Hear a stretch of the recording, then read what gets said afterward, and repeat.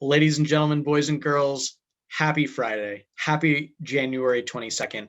And perhaps most importantly, happy 2 days after Inauguration Day.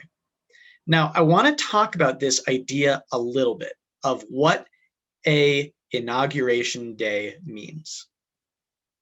The way I like to think of it is the peaceful transfer of power. And this really comes from three things: precedent, tradition, and legitimacy. George Washington in 1797 left after 2 terms, basically the first time in modern history where a leader voluntarily left the role of power. This set a precedent, the peaceful transfer of power marked by examples set by our earliest leaders.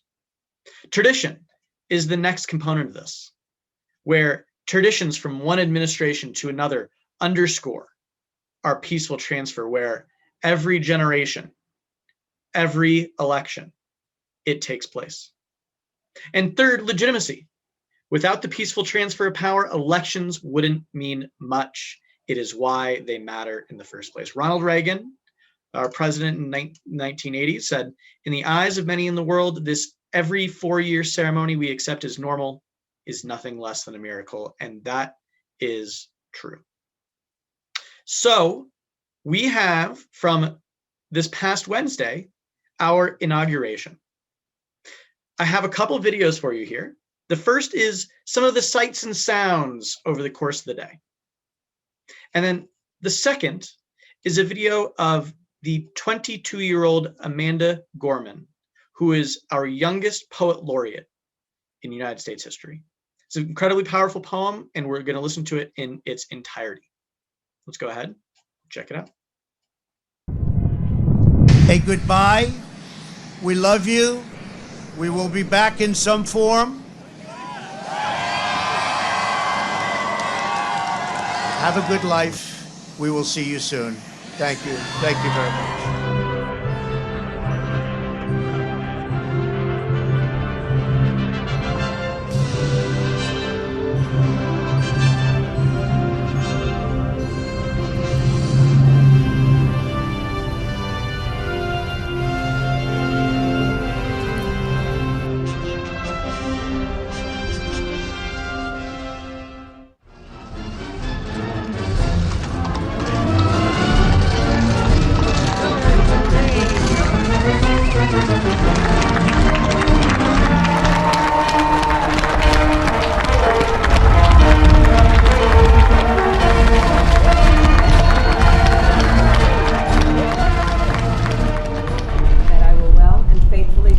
The duties of the office on which I am about to enter. The duties of the office upon which I am about to enter. So help me God. So help me God. And will, to the best of my ability, will, to the best of my ability, preserve, protect, and defend preserve, protect, and defend the Constitution of the United States. the Constitution of the United States. So help you God. So help me God. Congratulations, Mr. President.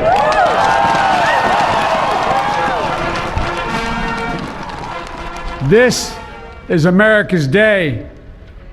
This is democracy's day. A day of history and hope, of renewal and resolve. Through a crucible for the ages, America has been tested anew, and America has risen to the challenge. Mr. President, Dr. Biden, Madam Vice President, Mr. Emhoff, Americans, and the world.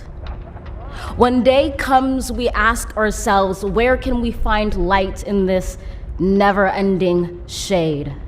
The loss we carry, a sea we must wade. We've braved the belly of the beast. We've learned that quiet isn't always peace. In the norms and notions of what just isn't always just is. And yet the dawn is hours before we knew it. Somehow we do it. Somehow we've weathered and witnessed a nation that isn't broken, but simply unfinished. We, the successors of a country and a time where a skinny black girl descended from slaves and raised by a single mother can dream of becoming president, only to find herself reciting for one. And yes, we are far from polished, far from pristine, but that doesn't mean we are striving to form a union that is perfect. We are striving to forge our union with purpose, to compose a country committed to all cultures, colors, characters, and conditions of man. And so we lift our gazes not to what stands between us, but what stands before us. We close the divide because we know to put our future first. We must first put our differences aside. We lay down our arms so we can reach out our arms to one another. We seek harm to none and harmony for all. Let the globe, if nothing else, say this is true. That even as we grieved, we grew, that even as we hurt, we hoped, that even as we tired, we tried, that we'll forever be tied together, victorious, not because we will never again know defeat, but because we will never again sow division. Scripture tells us to envision that everyone shall sit under their own vine and fig tree, and no one shall make them afraid. If we're to live up to our own time, then victory won't lie in the blade, but in all the bridges we've made. That is the promised glade, the hill we climb, if only we dare it, because being American is more than a pride we inherit. It's the past we step into and how we repair it. We've seen a force that would shatter our nation rather than share it, would destroy our country if it meant delaying democracy. And this effort very nearly succeeded. But while democracy can be periodically delayed, it can never be permanently defeated. In this truth, in this faith we trust, for while we have our eyes on the future, history has its eyes on us. This is the era of just redemption. We feared it at its inception. We did not feel prepared to be the heirs of such a terrifying hour, but within it we found the power to author a new chapter, to offer hope and laughter to ourselves. So, while once we asked, how could we possibly prevail over catastrophe? Now we assert, how could catastrophe possibly prevail over us? We will not march back to what was, but move to what shall be, a country that is bruised but whole, benevolent but bold, fierce and free. We will not be turned around or interrupted by intimidation, because we know our inaction and inertia will be the inheritance of the next generation. Our blunders become their burdens, but one thing is certain.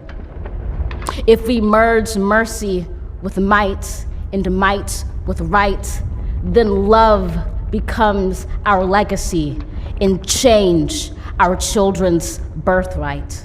So let us leave behind a country better than the one we were left. With every breath from my bronze-pounded chest, we will raise this wounded world into a wondrous one. We will rise from the gold-limbed hills of the west. We will rise from the wind-swept northeast, where our forefathers first realized revolution. We will rise from the lake-rimmed cities of the Midwestern states. We will rise from the sun-baked south. We will rebuild, reconcile, and recover in every known nook of our nation, in every corner called our country. Our people, diverse and beautiful, will emerge battered and beautiful. When day comes, we step out of the shade, aflame and unafraid. The new dawn blooms as we free it. For there is always light, if only we're brave enough to see it, if only we're brave enough to be it.